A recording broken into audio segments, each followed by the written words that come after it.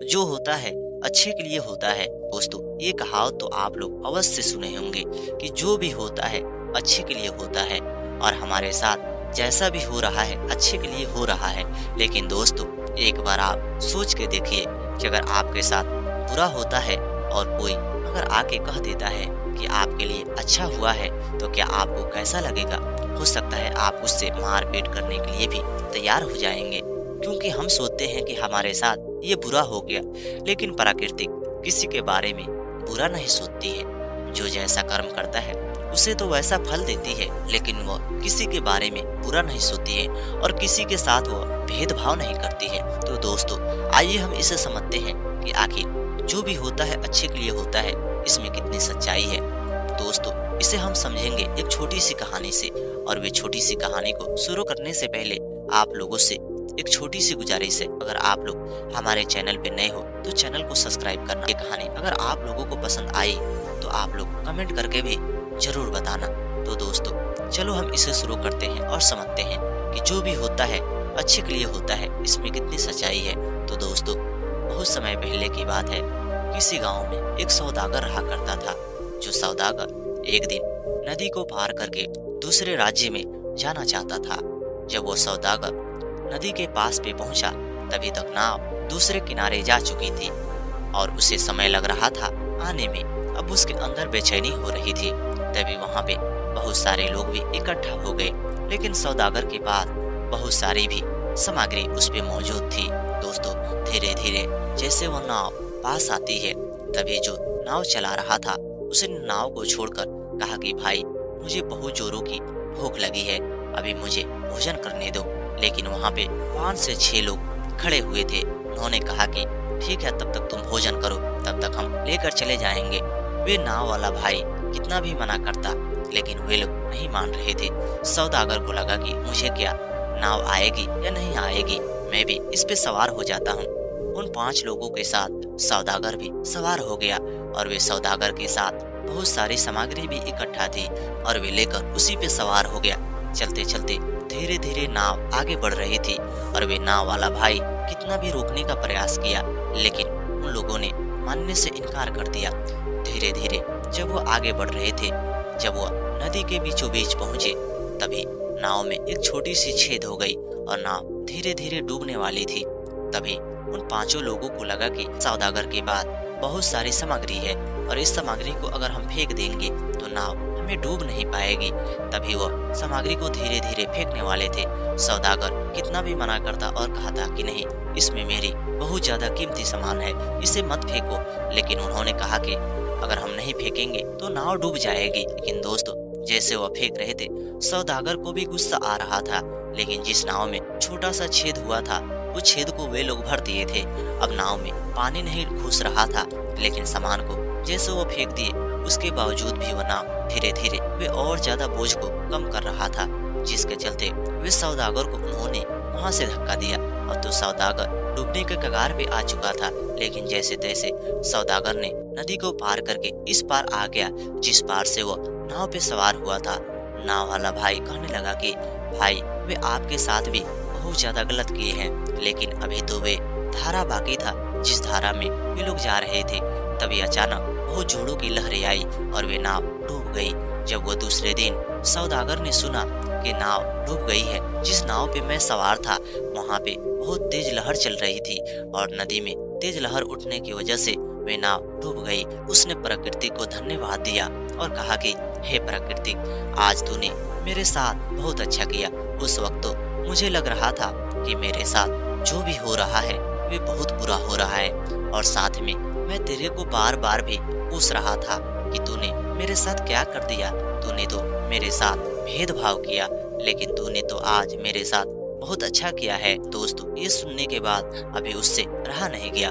उसने सोचा कि लेकिन नदी में इतनी तेज लहर उठने से वे नाव कैसे डूब सकती है, क्योंकि नाव में तो ज्यादा लोग भी सवार नहीं थे। तभी वह नाव वाले भाई के पास पहुंचा और कहने लगा कि हे भाई, मैं तुमसे कुछ पूछने आया हूँ। उसने कहा कि पूछो, क्या तुम पूछना चाहते हो।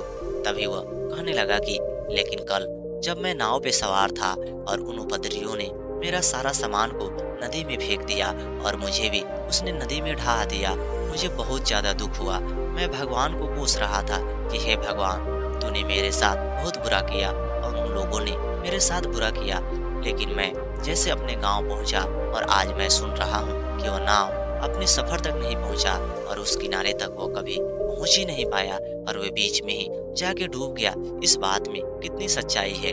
तभी वो नाव वाले भाई कहने लगा कि भाई, ये बिल्कुल सही बात है, आज वो नाव भी डूब गया।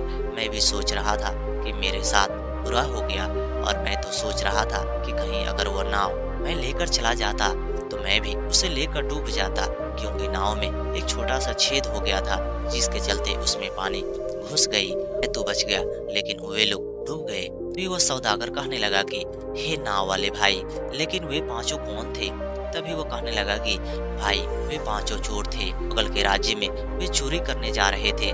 जिस राजा के राज्य में वो चोरी करने जा रहे थे, वहाँ की राजकुमारी बहुत ज्यादा अमीर थी और उसके पास बहुत बड़े गहने थे। जो वो हार को पहनती थी, उसे हार पहनाने में दो लोगों की आवश्यकता हुआ करती थी, क्योंकि हार की सुंदरता बहुत ज्यादा गजब की थी और उस रानी की पूरी शरीर सोने से पीट चुकी थी और वे सोने से ही घिर चुकी थी और हमेशा वह अपने जीवन में खुशी से रहा करती थी। एक दिन इन पांचों चोरों को ये बात को पता लगा। तभी इन्होंने सोचा कि हमें उस राज्य में जाना चाहिए। ये कितनी बार राजा से पकड़े गए, लेकिन इस बार ये पांचों बहुत ज्यादा तैयारी के साथ जा रहे थे। तभी भगवान की मर्जी ठीक नहीं थी और भगवान ने इन्हें आधे रास्ते में ही इनकी मृत्यु करवा दिया, नहीं तो आज उस राजा को ये बर्बाद कर देते। तभी वह सौदागर कहने लगा कि लेकिन राजा के लिए तो बहुत अच्छा हुआ और इनके लिए तो बहुत बुरा हुआ। तभी उसने कहा कि हे भाई, लेकिन ये प्रकृति जिसके साथ जैसा भी न्याय करती है वे बिल्कुल सही करती है और इस प्रकृति का न्याय करने में कोई शक नहीं है और हमें शक भी नहीं करना चाहिए कि प्रकृति कैसे न्याय करती है। हम तो सोच रहे थे कि भगवान आज तो मेरा रोजी रोटी भी मार चुका है और मैं अपने जीवन में कैसे कमाऊंगा, मेरे पास पैसे नहीं होगा। लेकिन अब मुझे समझ में आ रहा है कि नहीं, भगवान ने जो भी किया वे बिल्कुल सही किया। अगर मैं नाव लेकर लोगों को सवार होते हुए उस मंजिल तक जाता, उस किनारे तक जाता, तो शायद मैं लोगों को लेकर ही साथ में डूब जाता। भले ही मुझे अफसोस हो रही है कि अगर वो नाव होता तो मैं पैसे कमाता, लेकिन भगवान मेरे लिए बहुत अच्छा किया है। पहले तो मुझे लग रहा था कि बुरा किया है, अब तो मैं जा रहा हूँ, दूसरा नाव भी खरीद के लाऊंगा। दोस्तों, ये बात सुनने के बाद सौदागर ऊपर वाले के साथ हाथ जोड़ना शुरू किया और कहने लगा कि हे ऊपर वाला, तेरा मोह माया कोई नहीं जान सकता है। तू किसके साथ क्या करेगा और किसके साथ क्या नहीं करेगा, ये तो तू ही जानता है और तेरे से ज्यादा कोई नहीं जान सकता है। दोस्तों, सौदागर और नाव वाले भाई अपने अपने घर चले गए। दूसरे दिन जब सौदागर उस नदी के किनारे पहुंचा कि मुझे उस राज्य में जाना चाहिए, लेकिन वह नाव वाला भाई आ नहीं चुका था। तभी थोड़ी देर में वे नाव वाले भाई आया और वे कहने लगा कि हे भाई, तुम यहाँ फिर से कैसे आ गए? उसने कहा कि भाई, मुझे उस किनारे जाना है और मुझे जाने के लिए कोई सुविधा भी नहीं दिख रही है, या तुम नाव नहीं खरीद सकते हो? उसने कहा कि हे भाई, मेरी पत्नी की तबीयत बहुत ज्यादा खराब है, जिसके चलते मैंने सारा पैसा अपनी पत्नी के इलाज में लगवा दिया। मेरी पत्नी तो मुझे मना कर रही थी और कह रही थी कि नहीं, पहले एक नाव खरीद लो, लेकिन मैंने उससे कहा कि नहीं, पहले तुम अपना तबीयत ठीक करो, क्योंकि हमारे छोटे छोटे बच्चे हैं, उनका पालन पोषण कौन करेगा। जिसके चलते आज मैंने नाव को नहीं खरीद पाया, लेकिन मैं 2 से 3 दिन बाद नाव जरूर खरीद पाऊंगा। दोस्तों, धीरे धीरे समय बीत रहा था। जब वो 2 से 3 दिन हुआ, तभी वह नाव वाले भाई एक नाव को खरीद के लाता है और वे नदी के किनारे उसे बांध देता है, क्योंकि नदी में तब तक 2 से 3 दिन तक बहुत जोरों की लहर उठ रही थी। तभी वह सौदागर आता है और कहने लगा कि हे भाई, अब तो आप नदी में नाव भी नहीं चला रहे हो और नदी में लहरें बहुत ज्यादा उठ रही है। तभी उसने कहा कि हे भाई, मैं तो भगवान को उस वक्त भी कोस रहा था और कह रहा था कि हे भगवान, तूने तो मेरा नाव भी डुबा दिया और आज मैं नाव खरीदने जा रहा हूँ तो मेरी पत्नी की तबीयत भी खराब हो चुकी है। मैं तो भगवान को यही कह के कोस रहा था, लेकिन देखो, अगर मैं नाव पहले खरीद लेता, मेरी पत्नी की तबीयत खराब नहीं होती, तो शायद वह नाव नदी के किनारे होती और वे लहर इस नाव को भी डुबा देता, तो मेरे जीवन में कितना बुरा होता। लेकिन भगवान ने मेरे जीवन में मेरी पत्नी की तबीयत खराब किया, जिसके चलते मैंने नाव को नहीं खरीद पाया। नहीं तो आज मैं इस नाव से भी हाथ धो बैठता। दोस्तों, सौदागर ने ये बात को सुना और कहने लगा कि भाई, ये लहरें कितने दिनों तक चलेगी? भाई, ये 2 से 3 दिन तक चलती है, उसके बाद तुम यहाँ पे जरूर आना। दोस्तों, 2 से 3 दिन बाद जब वो सौदागर आता है, तब तक वो नाव वाले भाई इस किनारे से उस किनारे तक कितने लोगों को पहुंचा रहा था। उस सौदागर को पहुंचाया और पहुंचाने के बाद उससे अपनी मजदूरी ली और मजदूरी लेने के बाद सौदागर अपनी मंजिल तक जा पहुंचा। इधर नाव वाले भाई बहुत ज्यादा खुश हो गए। तो दोस्तों, इस तरह हमारे जीवन में कभी बुरा होता है तो हम सोचने लगते हैं कि अभी बुरा हो गया, तभी फिर दोबारा बुरा हो जाता है, लेकिन बाद में उसका परिणाम हमें समझ में आता है कि अगर वे हमारे साथ बुरा नहीं होता तो हमें पता नहीं चलता और हम लोग बुरे तरीके से फंस जाते। अगर वे सौदागर को वे लोग सामान को नहीं फेंकते और उसे नहीं ढकेलते तो शायद वह सौदागर भी उस नाव के साथ डूब जाता। ठीक उसी प्रकार उस नाव में एक छोटी सी छेद नहीं होती जिसके चलते वे नाव नहीं डूबता और लहर नहीं उठती, तो वे राजा को 5 चोर बर्बाद कर देते और वे नाव वाले भाई खुद ही डूब जाता और कितने शरीफ लोगों को भी जान को डुबा देता, क्योंकि नाव में एक छोटी सी छेद हो जाती और उसे बंद करना सबकी बस की बात नहीं होती है। जब तक बंद होती तब तक पानी घुस जाता और जिसके चलते लोग डूब के मर जाते। दोस्तों, अगर वे नाव वाले भाई के साथ उसकी पत्नी की तबीयत खराब नहीं होती तो वे तुरंत नाव को खरीद लेता।